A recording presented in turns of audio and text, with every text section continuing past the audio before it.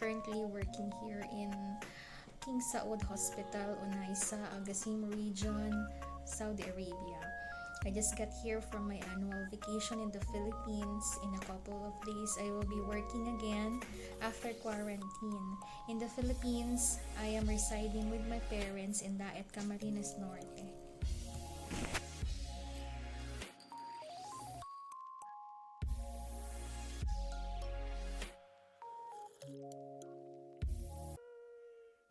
I graduated Bachelor of Science in Nursing in 2009 in Our Lady of Lourdes College Foundation, Daet. At first, I was enrolled in Bachelor of Science in Physical Therapy, but our school had to close because of years of non-passing in BSPT.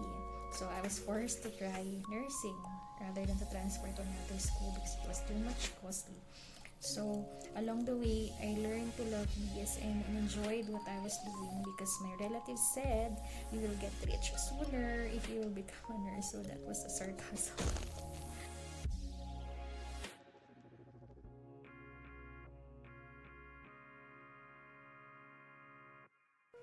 It's been more than a decade now since I graduated nursing. So I had to take another step in my career. So I grabbed this opportunity to take master's degree in nursing, and I think it was 2014 when I tried master's degree in my place, but I had to drop because of financial difficulties. So having master's degree will uplift my professional growth. I believe sooner or later, I will if I will finish this course. I'm thinking of shifting from bedside nursing to become an educator.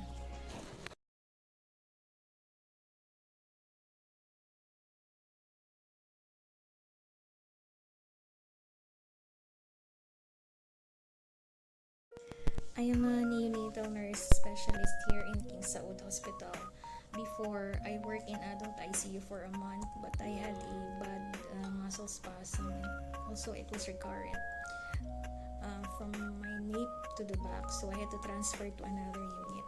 So, aside from being a staff, I am assigned to be in the in-service nurse education coordinator and being the staff manager with another colleague who is my neighbor.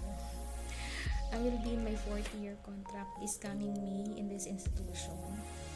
So at first, it was too hard because I was in I was a general nurse in the Philippines for 8 years, and this is my first time to be in NICU.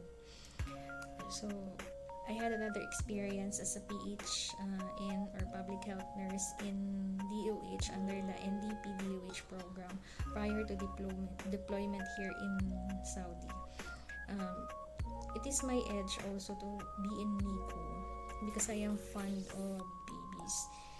But the only disadvantage I encountered here is that I don't know how to speak Arabic. So even though I am 4 years here already, I don't know how to. But then, it is not a requirement to speak Arabic because if they have concern, you just have to refer to the doctor. So working here made me realize that nurses are flexible. Here, nurses are the one pushing the wheelchair or stretcher no matter how big or small the patient is. So nurses are all supporters, sometimes janitors, especially during the outbreak of the pandemic. And most especially, we are also medical technologists or phlebotomists here because we are the one extracting blood samples for laboratories. So the medical technologist here just running the samples in the lab, but we are the one extracting. So it's not easy. But then I am very lucky to have colleagues who are very supportive in everything, personally and professionally. That's why I'm lucky enough to be here.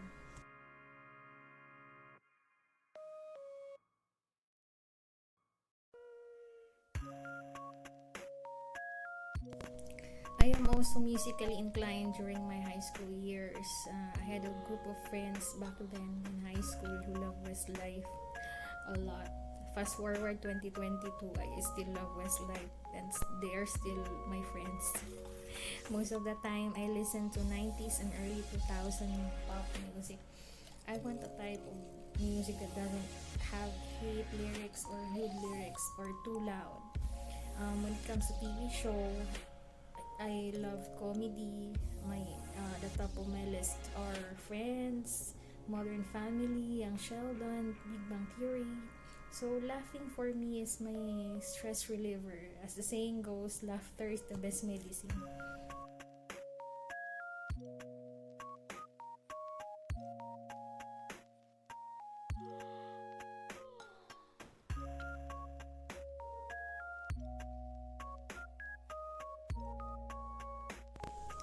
So whenever I'm in the mall, the first place I am looking for is a national bookstore or the store for school supplies. I don't know, but I love stationeries, pens, rulers, something like that. I am very much amazed with cute clips in the papers because I love writing. Actually, writing, I'm good in writing but not in speaking, so this is not my forte. Um, During my pre-adolescence years, I love to read books, but now everything changed. The books turned to movies, so now I just want to sit around and watch movies rather than read its story in books. So, speaking of movies, I am fond of romantic comedy, animated films, usually Marvels, Disney's, Pixar's. I am more into Julia Roberts type of movie, Drew Barrymore, like Pretty Woman, Runaway Bride, My Best Friend's Wedding.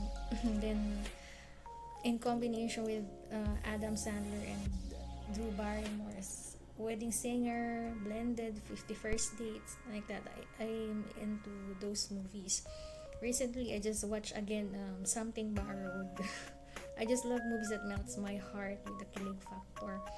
I also love watching films with my nephew and my boyfriend because they're so crazy with Marvel stories or Marvel movies such as Spider-Man, Avengers, Aquaman, Thor, something like that. We don't like to watch horror or suspense thriller.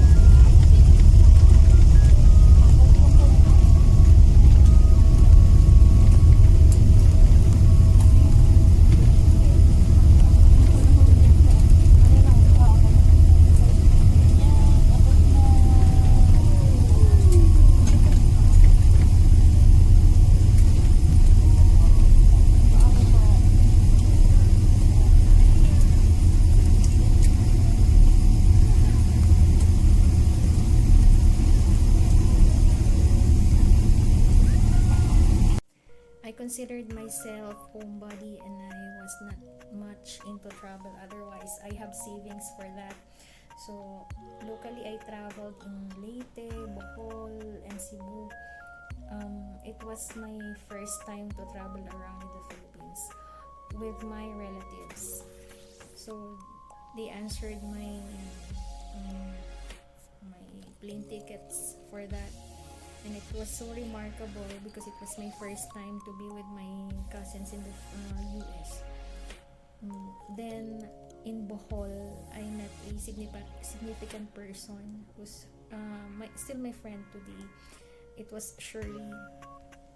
So she's not a relative, but sort of niece of my uncle's friend in the States. So we've met in Bohol, and she's now a teacher in Bohol. And until now, we do have a communication. And I'm really glad that I met her and still a good friend of mine until today.